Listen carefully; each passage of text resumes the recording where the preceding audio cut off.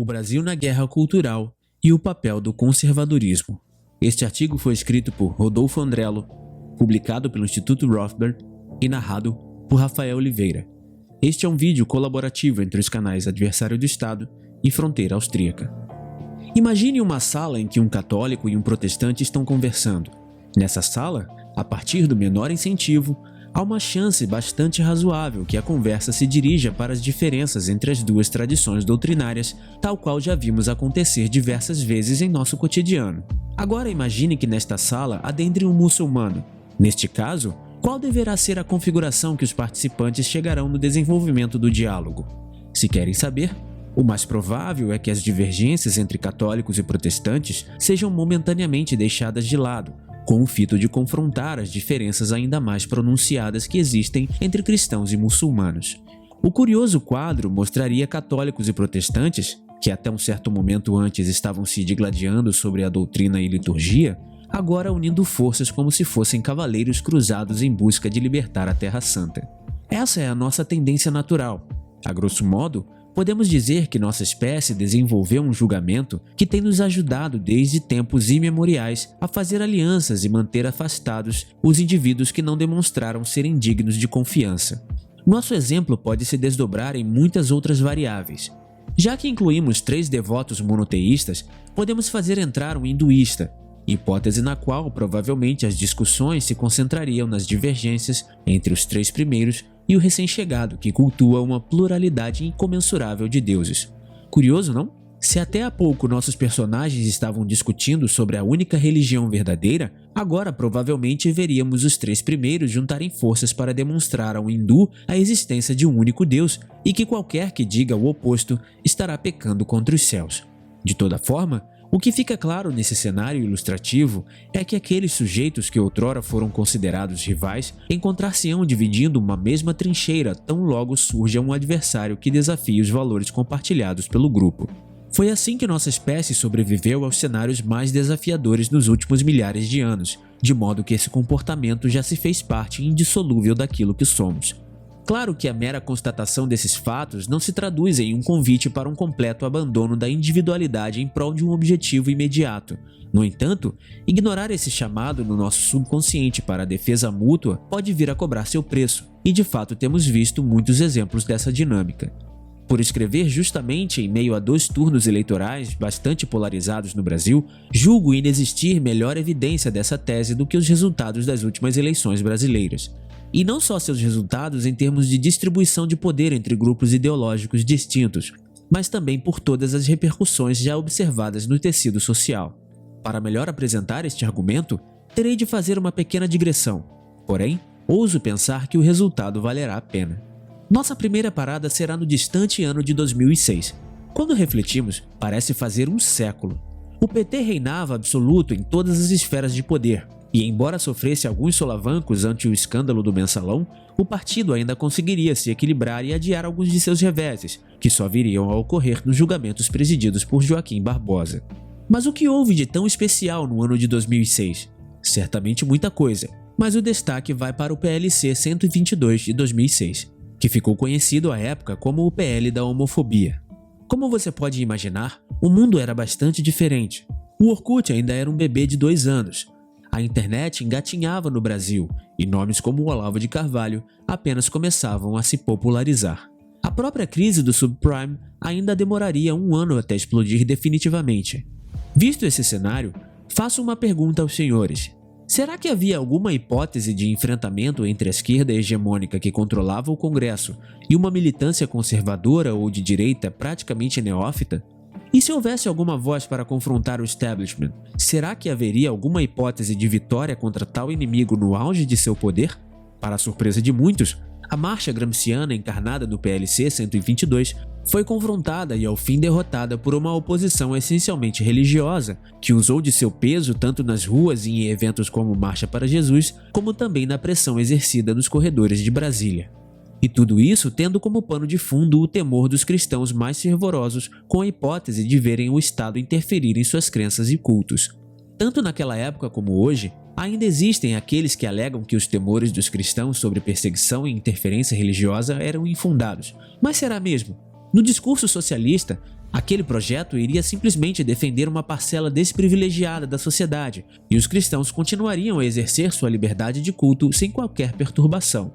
No entanto, lideranças como Silas Malafaia afirmaram que aquele projeto de lei era apenas o primeiro passo que culminaria na imposição de uma mordaça aos cristãos. Por isso agora, em meio a todas as censuras impostas pelo aparato estatal e com toda a pressão imposta pela cultura do cancelamento, quem poderia dizer que Malafaia não estava certo em temer por sua liberdade de culto? A lição que subsistia desse episódio era que o PT era poderoso, mas seu poder não era ilimitado, e que havia um poder bastante significativo que ele não poderia querer como inimigo. Contudo, o confronto era inevitável. Os anos vindouros não foram realmente tumultuados, exceto por uma militância conservadora crescente que já usava a internet para se agrupar. Dessa safra surgiram alguns portais que ficariam conhecidos como blogs apologetas, bem como nessa mesma época começaram a surgir criadores de conteúdo na internet que não dobravam os joelhos ao establishment. E então chegamos a junho de 2013, onde uma manifestação inicial estatista pedindo controle de preços e gratuidade no transporte público desembocou em uma cacofonia de insatisfações sem fim, e que marcou o início de grandes protestos que em breve pediriam pelo impeachment de Dilma Rousseff. É claro que nada aconteceu da noite para o dia, e nesse meio tempo o PT cometeu uma infinidade de erros que foram muito bem aproveitados pela oposição.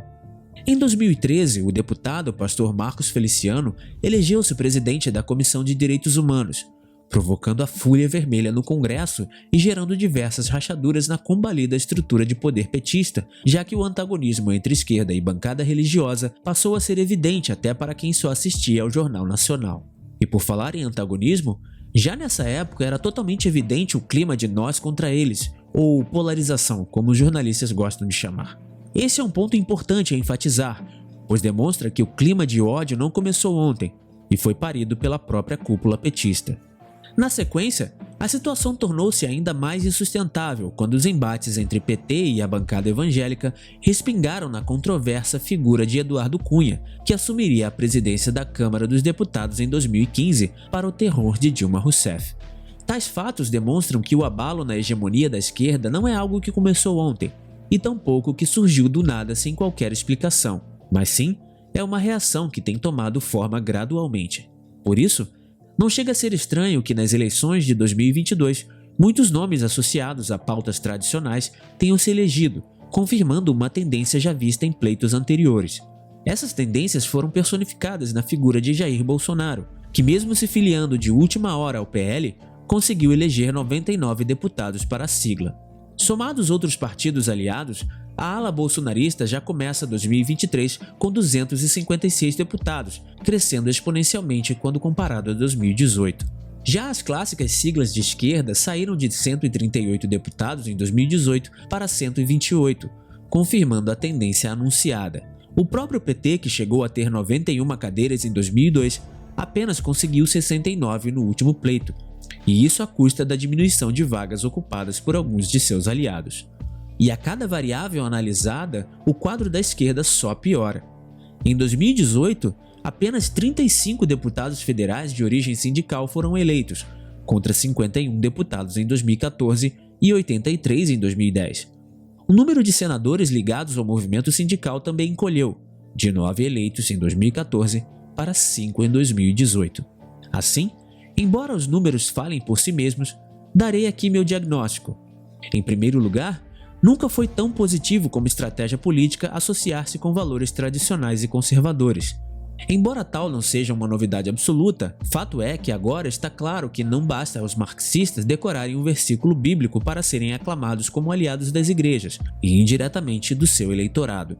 Em segundo lugar, mas não menos importante, todas as evidências mostram que o grosso do eleitorado não tem a menor preocupação com progressismo, gênero neutro, veganismo e outras pautas identitárias. Sim, alguns caciques desses segmentos têm apoio midiático, a exemplo de Guilherme Boulos, mas para cada eleitor que abraça o PSOL, existem muitos mais que estão dispostos a comprar uma camisa da CBF e se fazer ouvir no próximo feriado de 7 de setembro. Note que o PSOL é capaz de ter votação expressiva para alguns cargos legislativos, mas sempre mostrou dificuldade em conseguir votos para o executivo. Essa é uma constatação que a esquerda ignora, e devemos comemorar tal fato. Enquanto eles permanecerem embriagados na própria retórica e no senso de importância de seus pensadores e formadores de opinião, eles continuarão acreditando serem os autênticos representantes dos anseios do povo. Em terceiro lugar, na esteira da rejeição ao petismo, vimos surgir alguns novos atores na política nacional, como o Partido Novo e o MBL. Todavia, os resultados eleitorais recentes demonstram cabalmente que seu papel foi visivelmente eclipsado pelo bolsonarismo. Eis, pois, o diagnóstico. A força e relevância que um dia tais grupos conquistaram se derivava exclusivamente da guerra cultural contra o socialismo. Todavia, entre eles haviam muitos que não queriam ser rotulados de radicais pela elite do Leblon e preferiram sacrificar seu vínculo com o eleitorado em nome de um temor caipira de serem associados com o fundamentalismo e teorias da conspiração. Para a surpresa de ninguém, o senso de sobrevivência dos homens comuns desse país os levou a querer formar fileiras com homens que, embora denominados capiaus, decidiram ficar na parede de escudos, ignorando as zombarias das Veras Magalhães, dos João Dórias, dos Átila e Amarinos e outros da mesma estirpe.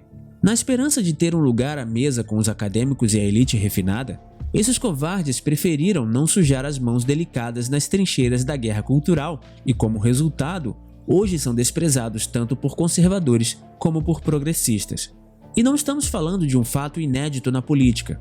É um fato bastante reconhecido que, ao chegar no poder, muitos esquerdistas históricos debandaram do petismo quando ele começou a se aliar com caciques da política vigente, optando por fundar novos partidos que tinham a alegada missão de manter a pureza da ortodoxia marxista.